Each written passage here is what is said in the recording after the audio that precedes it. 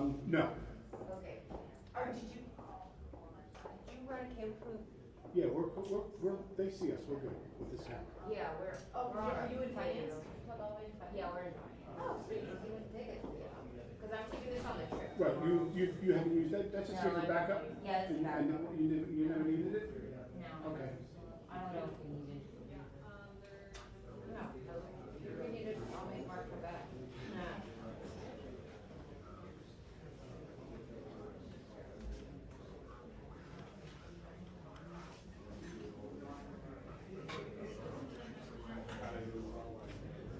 Huh? Really? Okay.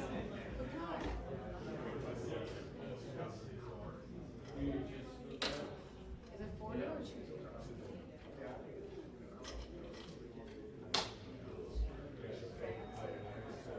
Huh? It's your wall power. Oh, God.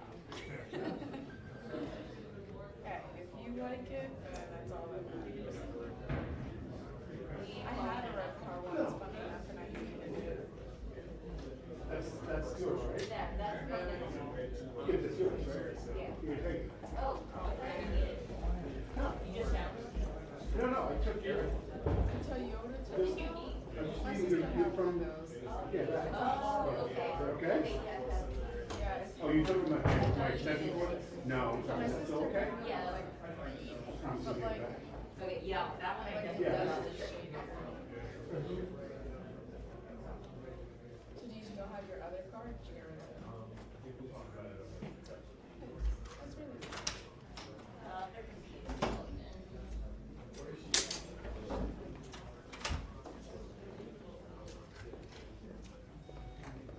Is that why you got a new one?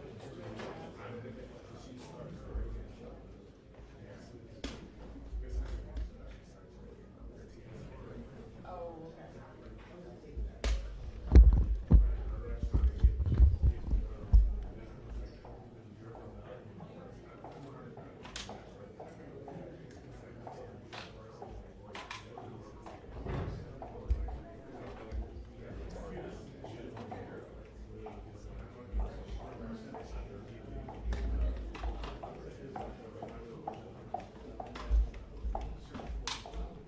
Is the other car like, it's a,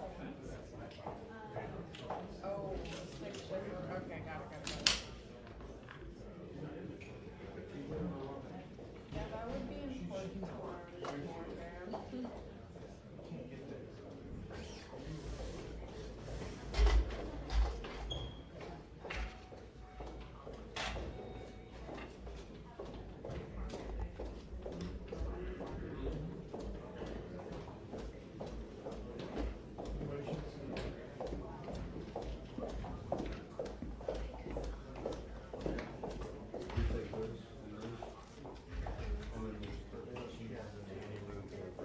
Okay.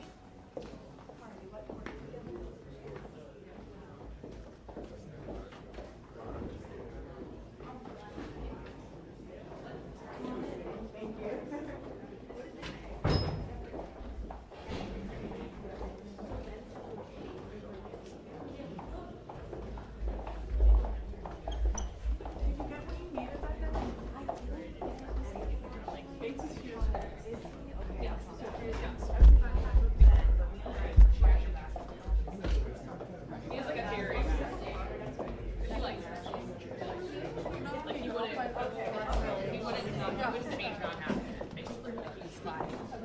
Alright, I'm gonna go back. Hi, you. Is this your spot?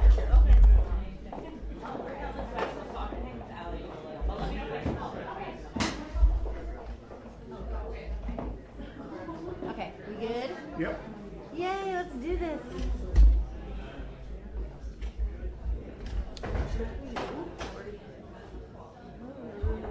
Pretty falling down my friend. You knock out everybody, Yes. we all just get to go home. Is that how it works, right? You fall down, you get to go home.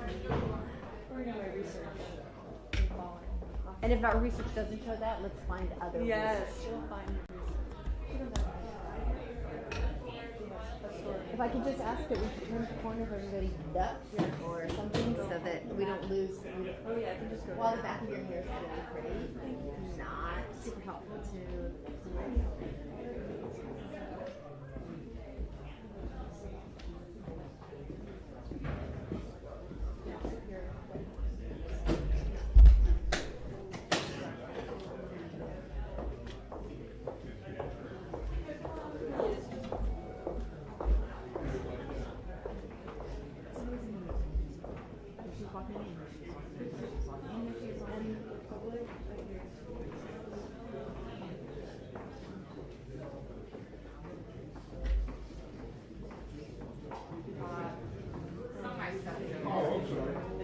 Do you want us to try and slide it up before you can get out here?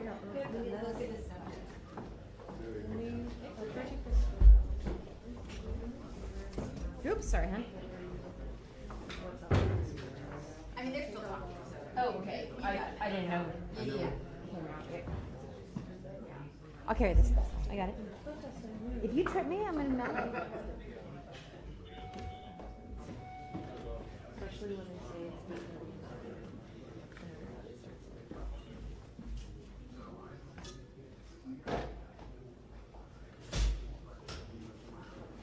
okay, safe travel.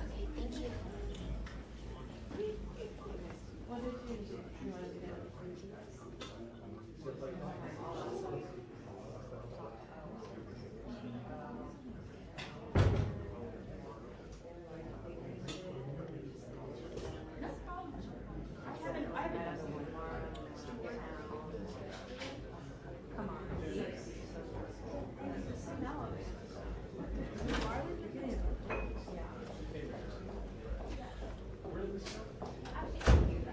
So, Tom, she's going to walk out of here, and then she's going to go all the way to the door at the end of the hallway with the exit sign. So, I mean, we like part of it. I've asked them to duck down. We'll duck so. for sure. You think I'll give you a white balance? Looks good. Thank you. Thank you. And yeah, I told you right. Couldn't spend it all. Yeah.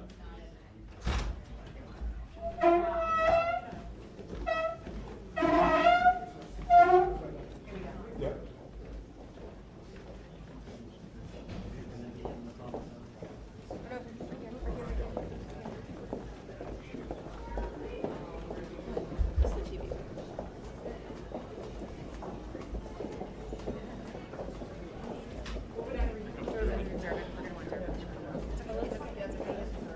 Senator Durbin, do you have a moment before you walk away from me, please? A moment. There was a bit of a back and forth with Senator Graham. Do you think that his line of questioning was reasonable? Well, we can't find, we're still looking for this reference to whether the judge said something about war criminals. We don't know where this is coming from. So we're taking a look at it, but clearly she was writing an amicus brief for a client. This was not a personal political testimony. And do you think that the line of questioning, even raising it with her, is it out of the bounds and we lost some sort of decorum that we're keeping in that room? Or are you not going to go that far? We were perilously on the edge of losing it, but I think it ended quickly.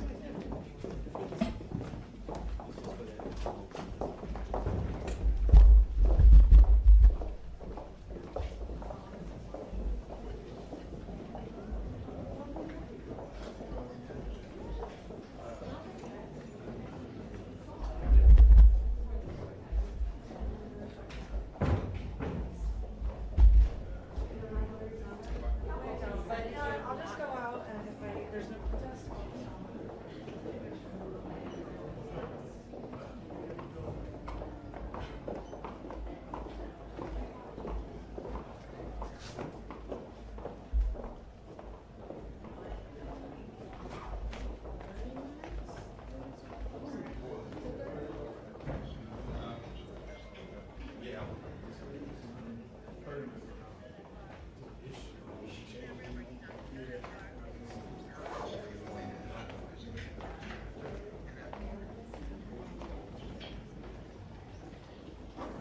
Do you have audio? Perilously on the edge of losing decorum in the room? No, he said it. Perilously on the edge of losing it. It. Yeah. Okay. But I think it ended Yeah, quickly. he said Paris on the edge of losing it, but I think it ended. Okay.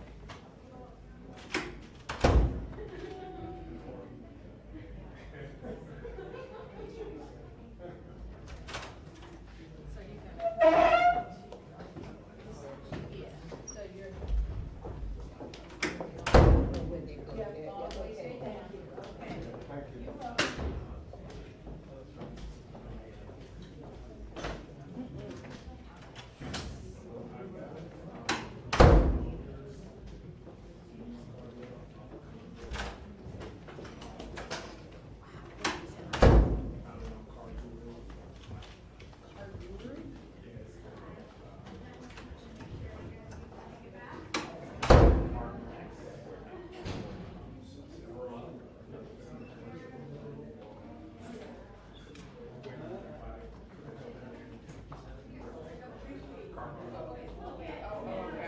Oh, right. Gosh. Sorry. Not yes, sorry. Hello. I can pause for a moment. Anybody now? Yes. Sorry, one moment. Myself organized. Senator, if I can get you a reaction to the back and forth that Senator Graham had with Judge Brown Jackson, and do you think the line of questioning was in order and reasonable from his part? I thought that whole exchange was really, in my view, questionable because he kept saying, I understand you were representing your clients, and then he kept asking, basically, why did you represent them? And so she made it really clear that the role as an advocate is to zealously represent your clients, and that's what she was doing in these Guantanamo cases. And then To me, that should have been the end of it. And then the second follow-up is Senator Graham was asking Judge about her religious background and her religious level of faith, which was a bounce off of Senator Feinstein asking Judge Barrett during her confirmation hearings. Is this a line of questioning that She did not ask that in her confirmation hearing for the Supreme Court. She did not. I believe she did ask her about her religious No, background. she asked her during her confirmation for the Circuit Court. Very different, I'd say. Okay. But the question of religion was definitely brought up. Do you think that that was fair, a line of questioning? If the point was to make very clear that there should be a separation of church and state, and one's religious views should not be the basis on which a decision is rendered.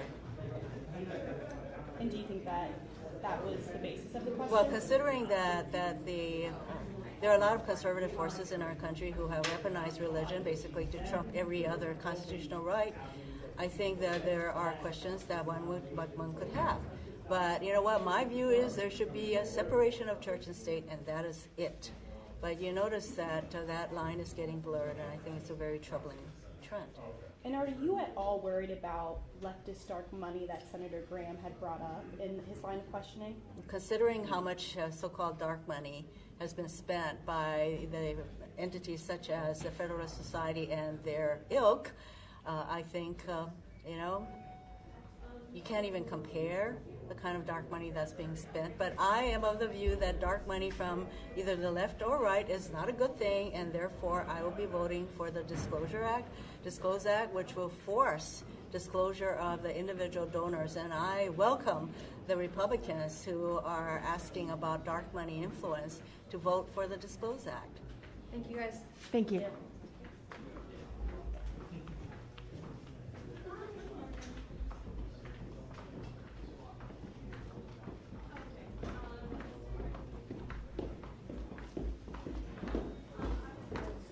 Yes. Okay. Yeah. Yeah, like, was it, in Russell? No.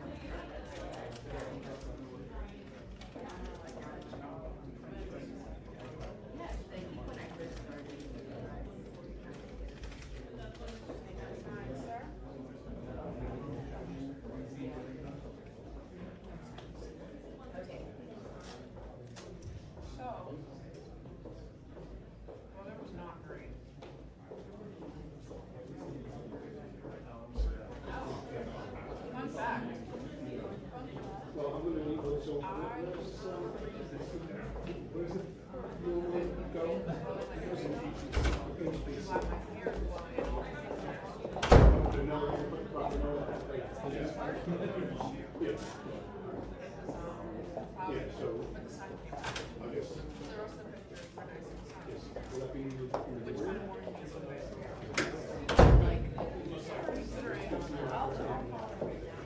Considering my dress, like, was sheer and like all the air comes, so I was.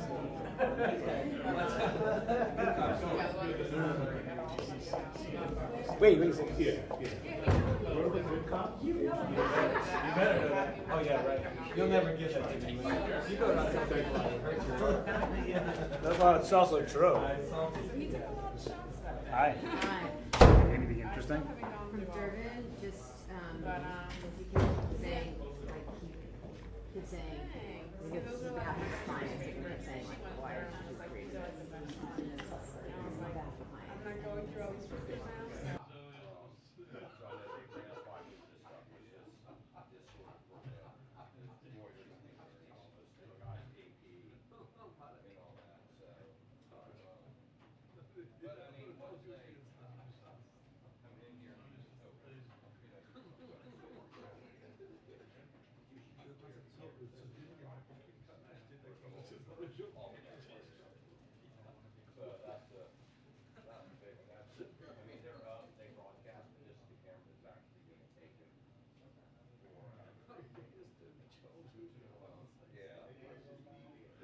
But when they come in, you know, you'll recognize the still photographers, so they'll sort of let you know.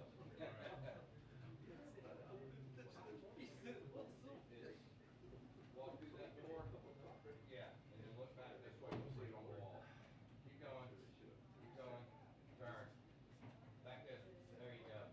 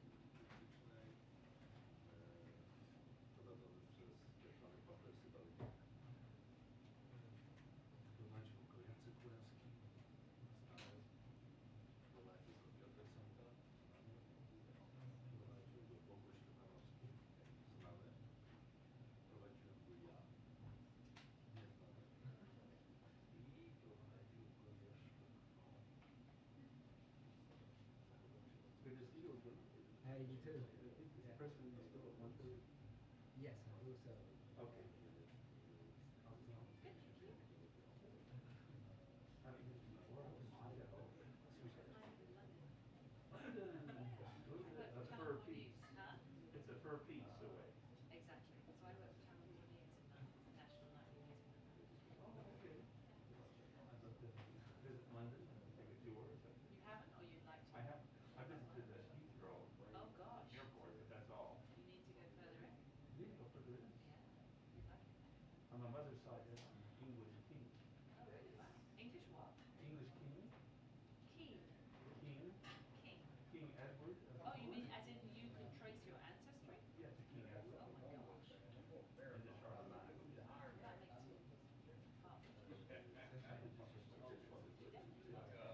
Harper is. She definitely gets that. In from England. I would like to have some, Thai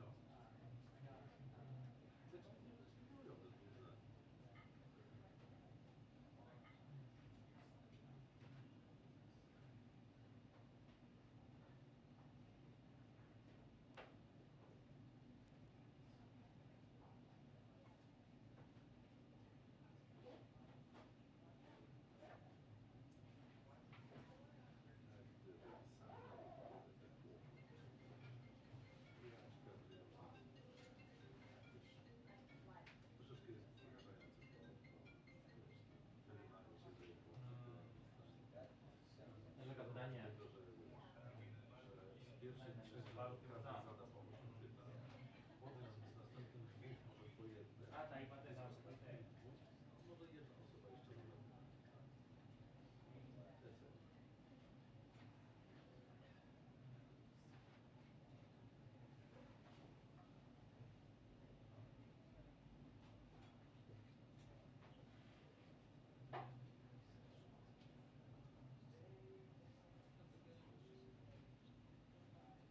That's it. Znaczy, ja wiesz, ja lubię być w departamencie stanu. Wiesz, tam jest co powiedziane na po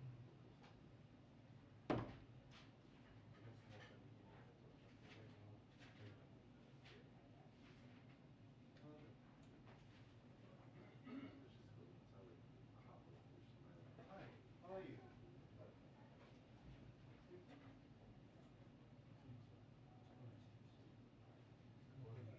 Still 1:30? Yeah. Okay. Yeah, about 10 minutes.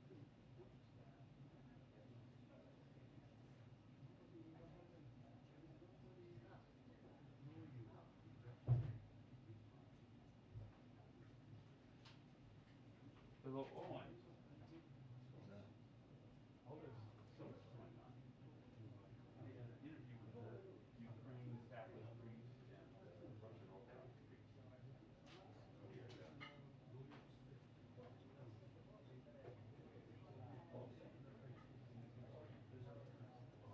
Their interviews.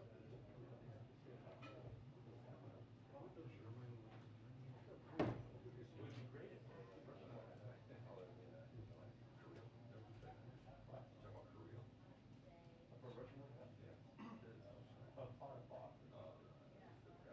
He's a archpriest.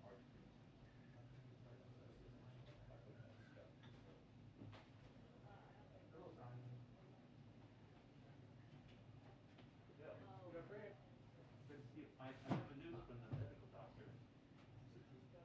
Oh, but she tells me I have cancer. Oh no. So, but I have to, I just don't, I don't have to do anything right. I need to trust God to.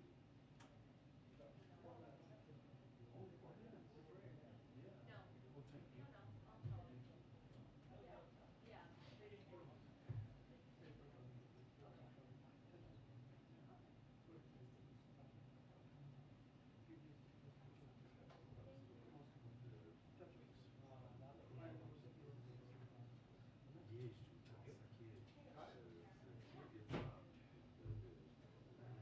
Jeździł teraz takie Niemiec na You take care of it back, you're like, I'm gonna put it up there just protectively, I'll just stick it under the seat. But that's super. You're gonna be out.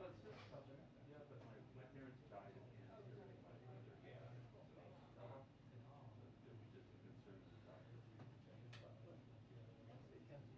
But it's so common. It's not even there's rare problems, there's a problem there. But, I get through with that.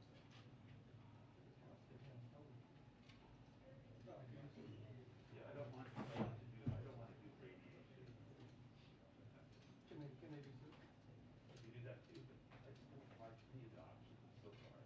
So diet is the preferred. Well, what do they say to do? They put this back on the side here.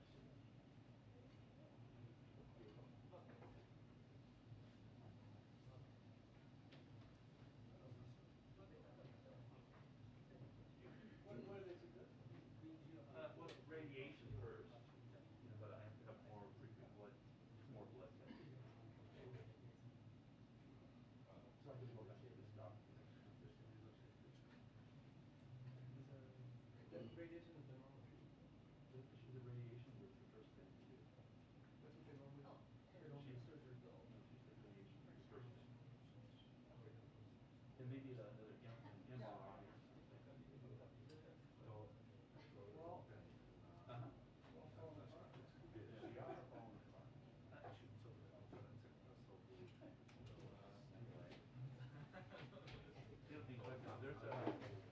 There's a big thing that doctor, and then there's this great glory of harvest in our home.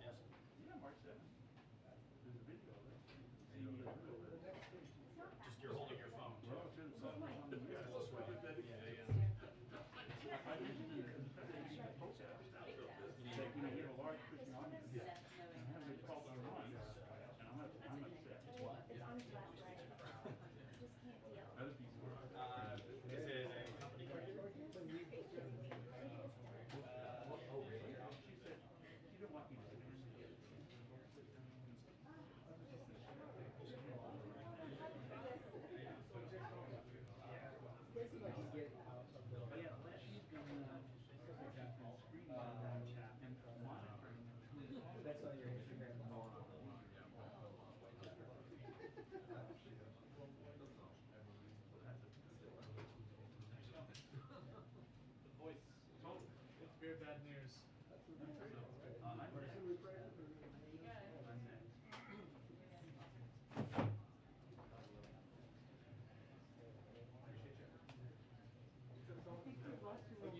You only come to Jack's town, is that it? Oh yeah. Yeah, but it's just he like no. It's true. I'm very important. I got a very busy schedule. Yeah. Makes sense. Is that standard?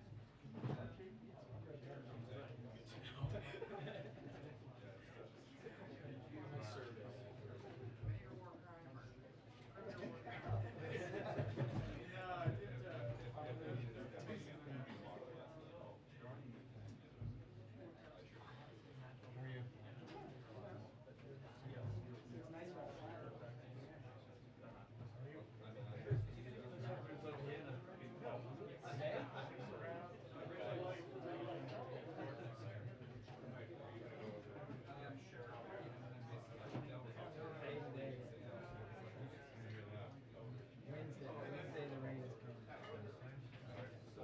Tomorrow.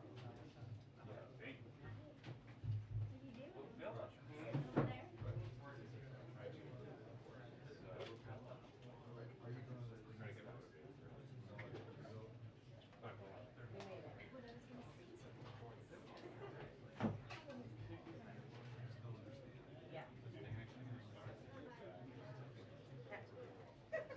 I got the delay because I was That's it.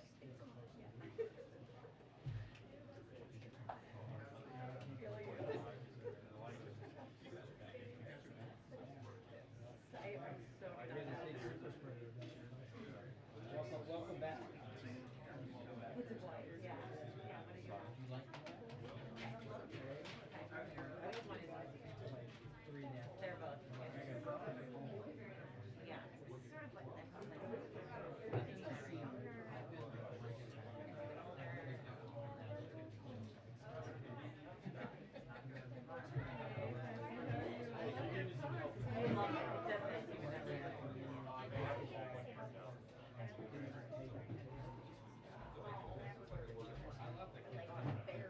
I love that. You know, like run them.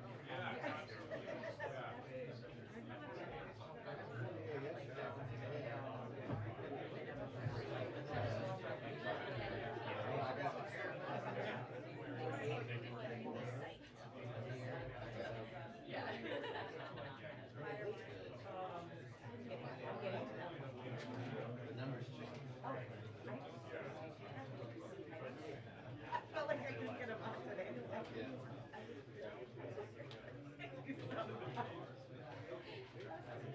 Oh, yeah.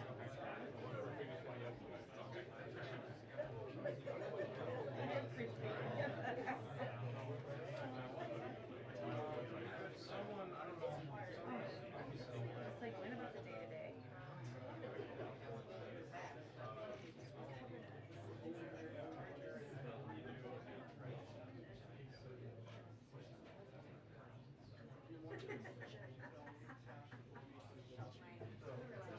They're decent. Yeah.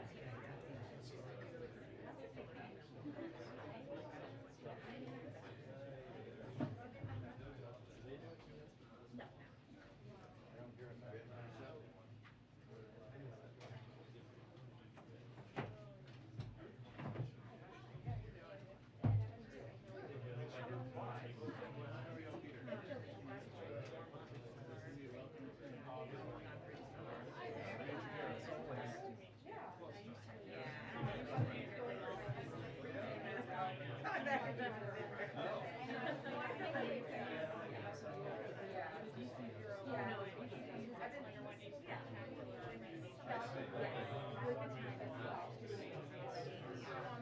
I see.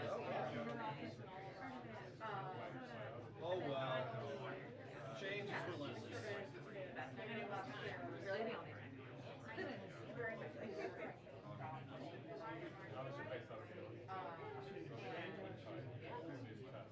one day, one of the yeah, so I sort of but I did at a bad point for like I just see the real thing.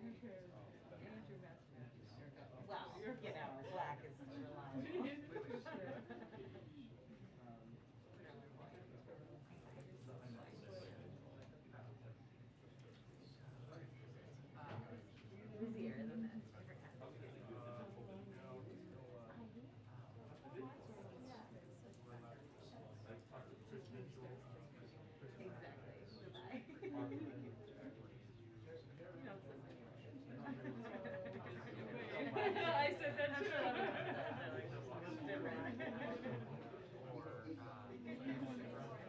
It's so hard to sleep when I forget that.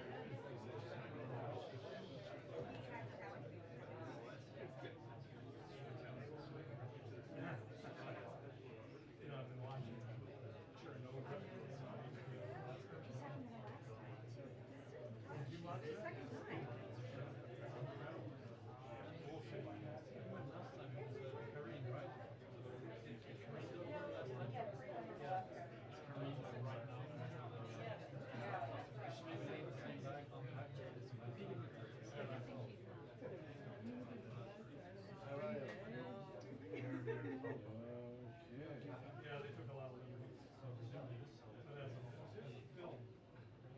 That means he's not gonna be there. That means this would be Corinne and Oh, she tweeted it herself? She, her press sec, that's her first. Oh, her press. There's always some surprises.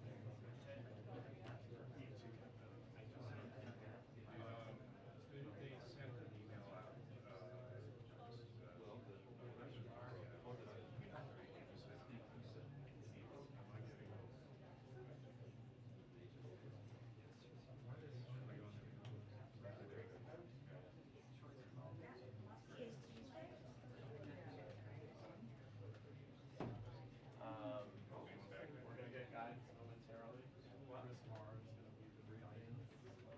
And then James. What, Peter? Yes, but it sounds as though Chris Moore, they're preparing right now, they're about to come down, Chris Moore is gonna lead, it sounds like, and then Jake will be with them. I think they're gonna, it sounds like they're gonna tell us formally. That's probably why she's not the one doing it. We're willing to do this again. Jake's still on schedule, right?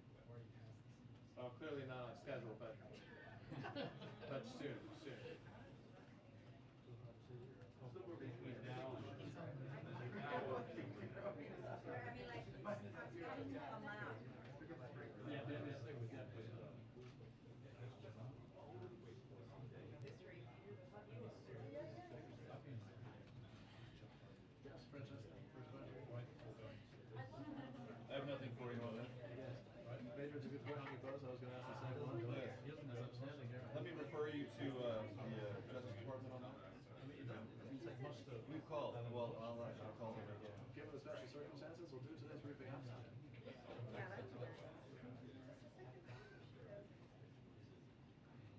Actually, we'll be doing it at the rail at the old Evans. This wasn't called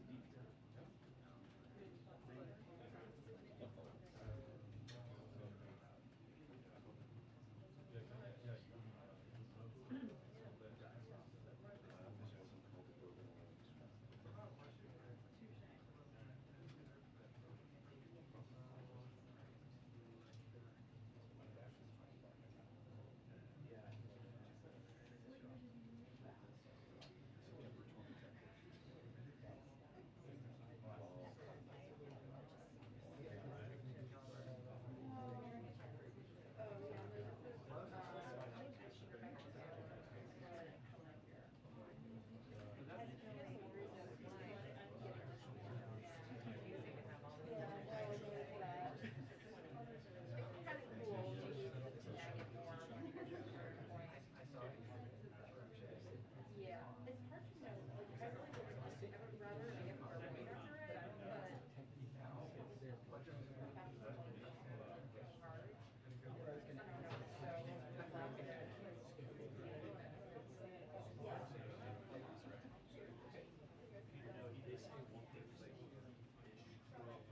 22nd.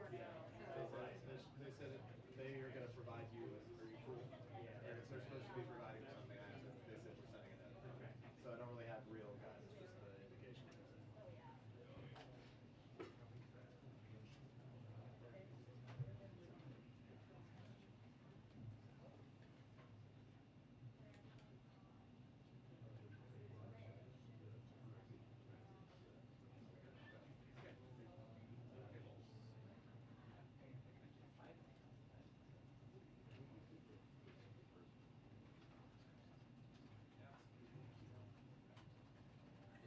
Oh, Saki is positive? I mean, for sure. That's what I heard.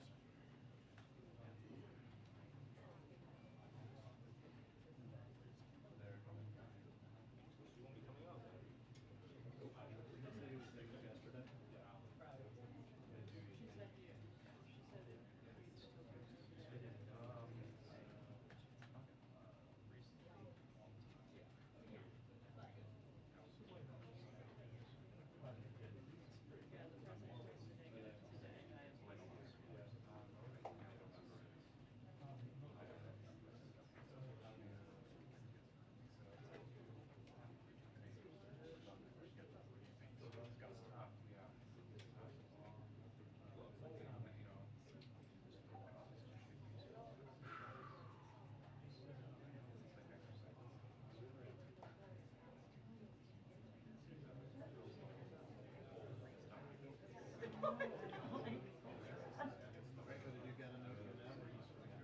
Did they write you?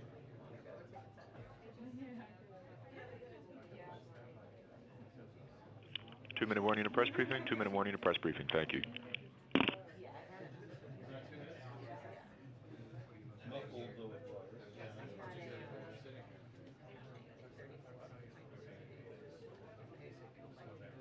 it what? Oh, wow.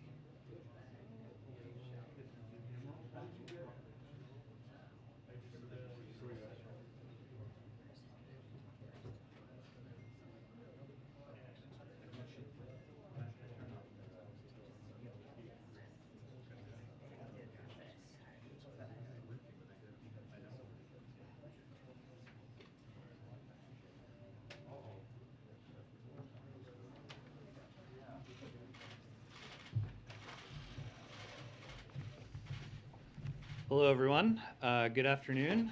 As you can see, things are changing and moving pretty rapidly around here today. Obviously, we've had some last-minute adjustments to the briefing, which is why I'm up here today. I know folks might have some questions after the statement that we just released from Jen, and we in the press office are going to strive throughout the rest of the day to get you the answers to the questions you might have. A few additions beyond Jen's statement that I can provide right now. No members of the press who attended the briefing yesterday are considered to be close contacts. We are currently conducting contact tracing, and any member of the press who's considered to be a close contact will be contacted. But if a close contact is determined, it would not be through yesterday's briefing. So we just wanted to be clear about that. I'm going to speak briefly about the first day and a half of Judge Jackson's committee hearing, and then I'm going to pass it over to National Security Advisor Jake Sullivan, who will make some remarks at the top, and then he's happy to take some questions on the trip. And he has a heart out where I'll call it. And then again, please let us know if you have any follow-ups after the briefing. We'll strive to get you answers, and we appreciate everybody's flexibility today. With that, just a couple of things from the first day and a half of Judge Jackson's committee hearing. The president watched portions of Judge Jackson's hearing yesterday and today, and is proud of the way she is showcasing her extraordinary qualifications, her experience, and her even-handedness. Her dedication to following the facts, the law, and our Constitution as an independent judge is clear. He was also moved by the grace and dignity she has shown, the deference to senators, and the level of detail she is offering, reinforcing the value of her experience, her intellect, and the strength of her character. The president was particularly struck when, reacting to Senator Leahy raising the broad support she had received from the law enforcement community, Judge Jackson spoke about her family members who have served as police officers, saying, "I know what it's like to have loved ones who go off to protect and to serve, and the fear of not knowing whether or not they're going to come home again because of crime in the community. Those are not abstract concepts or political slogans to me." As a former chairman of the Judiciary Committee, President Biden also appreciated her respect for the intent of lawmakers and the text of the law. He appreciated Judge Jackson's commitment to stay in the lane of judges prescribed by the Constitution and her highlighting the importance of precedent. He was also struck by how she swiftly dismantled conspiracy theories put forward in bad faith. They've been debunked by numerous fact checks, experts, and the record itself. In selecting Judge Jackson, President Biden sought the opinions of Republicans and Democrats who made clear they wanted someone of deep experience in the mold of Justice Breyer. Today's testimony and Judge Jackson's endorsements by leading conservative jurists and some of the biggest law enforcement organizations in our country make clear she is indeed in Justice Breyer's mold. And with that, I'll turn it over to Jake, who has a topper for you, and then he'll take some questions. Thanks.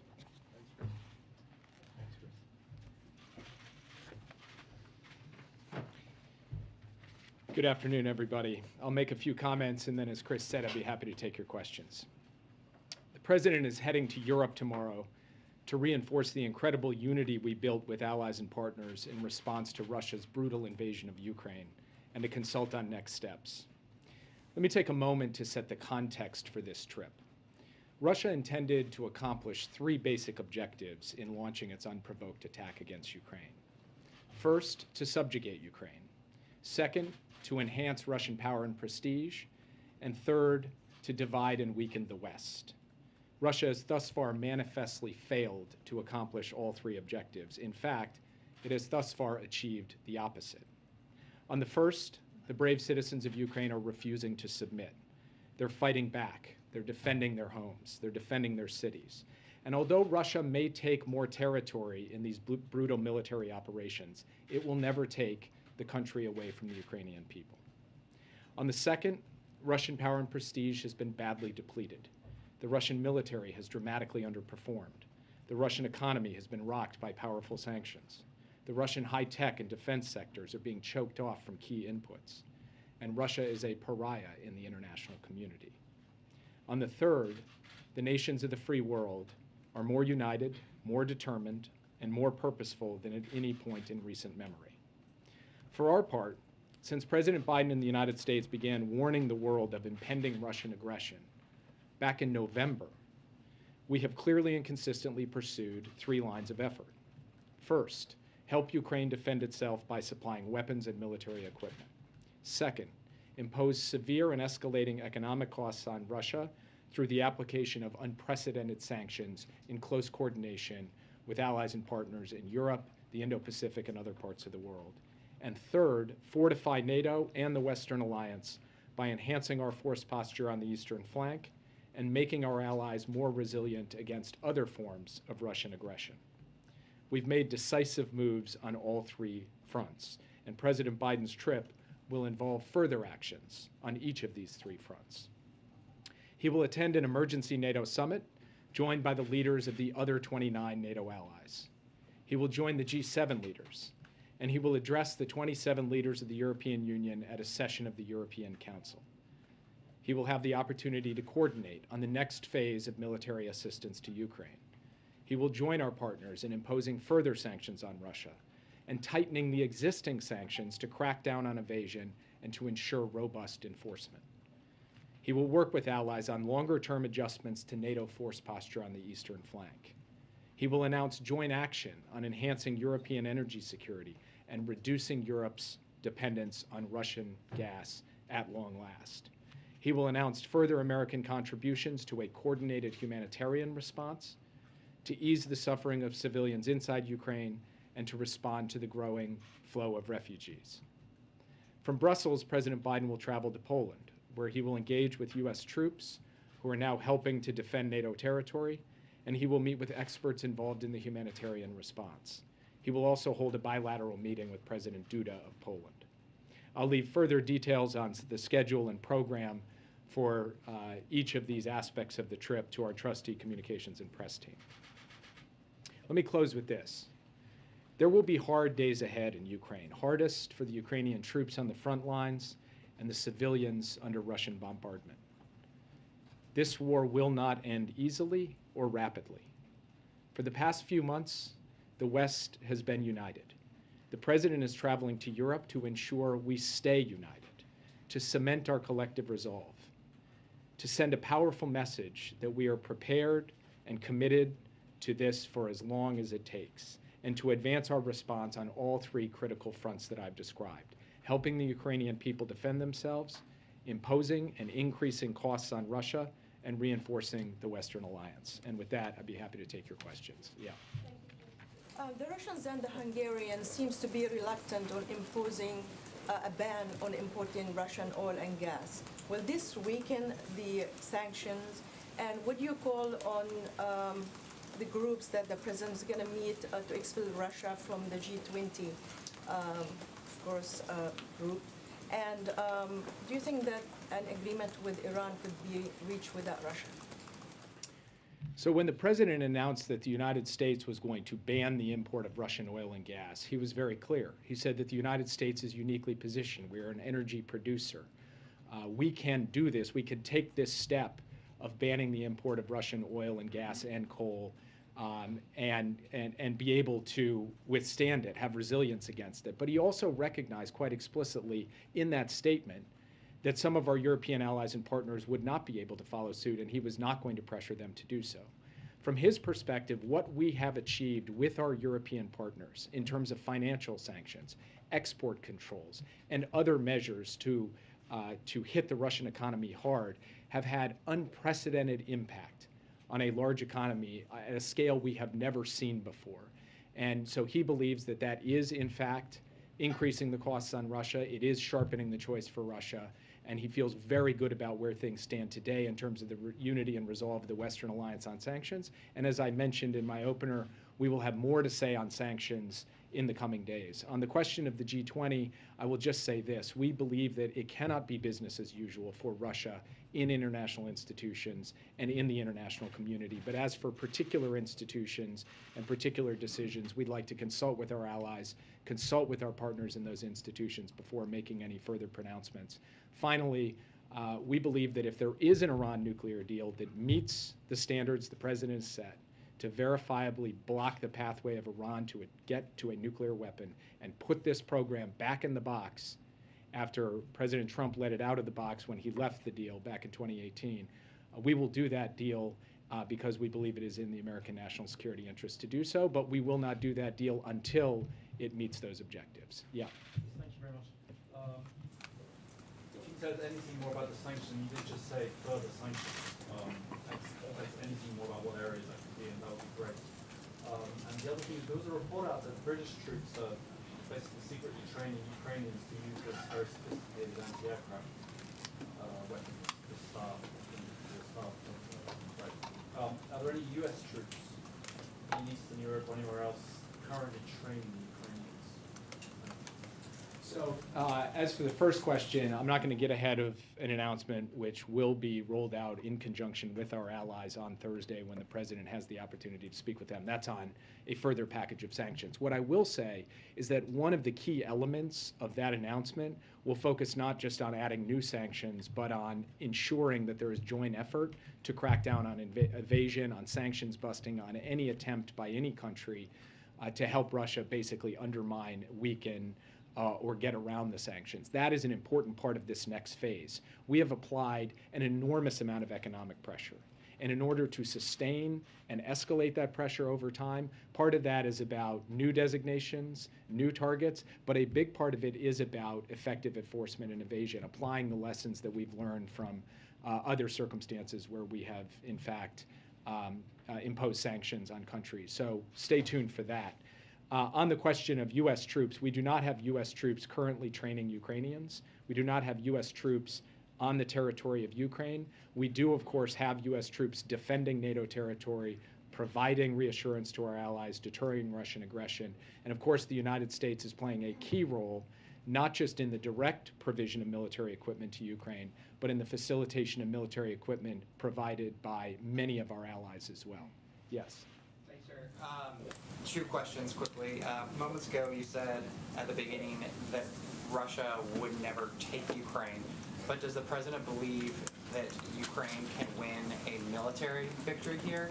And if so, why haven't we heard that from him thus far? And then my second question is, with regards to Russia and partnership with the United States and certain institutions, what does the president hope that Russia can bring to the Iran nuclear deal? What do they have to bring to the table after they've rightfully been made a pariah on the world stage?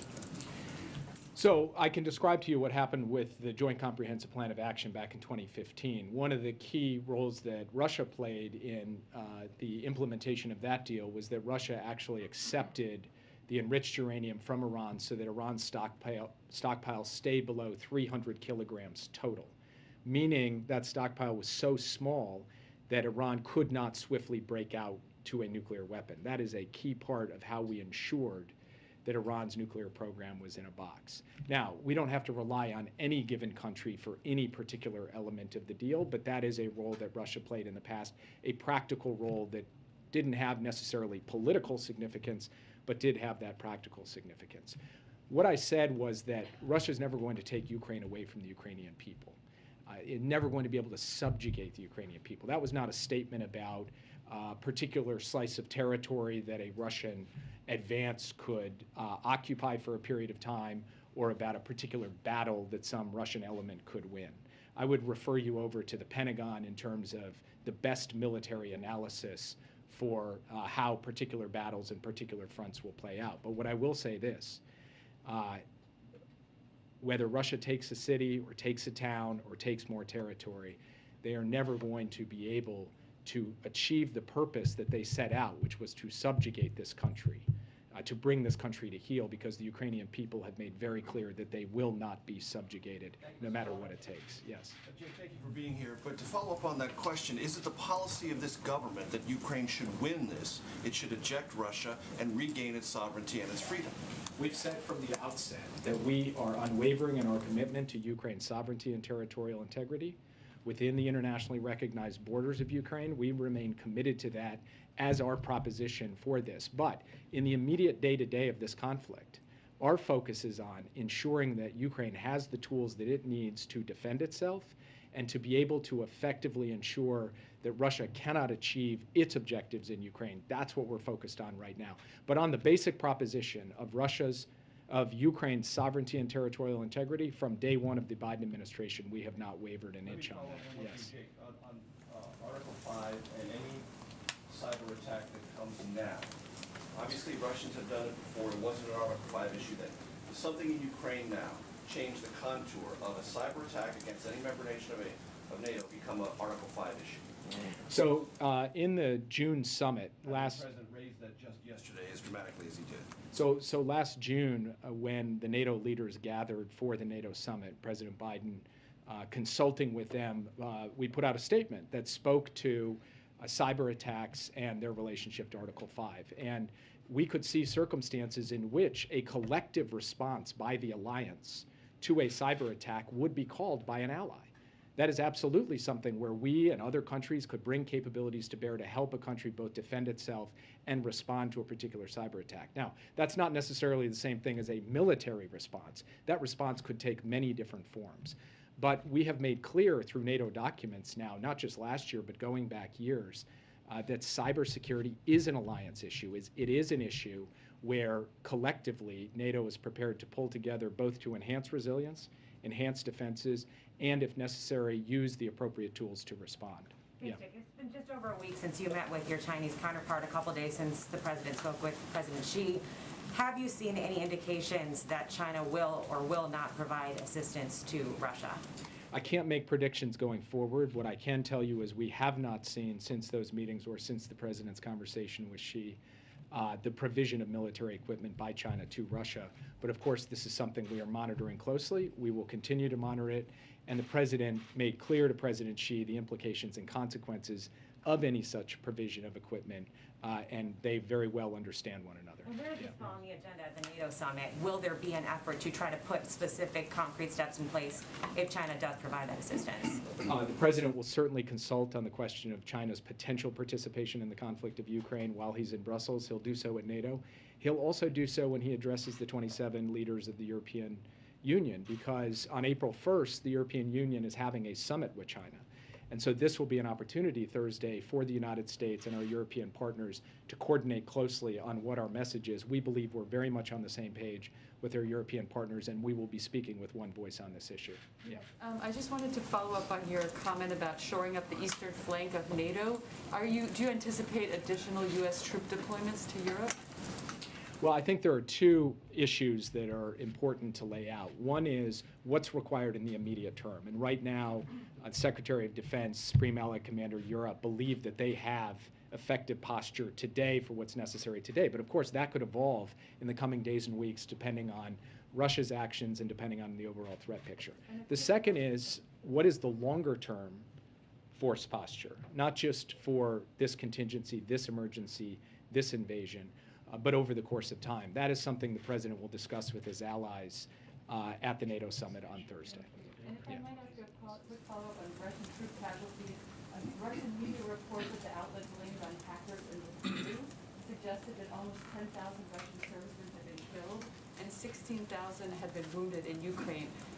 Is your assessment that that number is realistic, or how bad do you think the casualty situation is for Russia?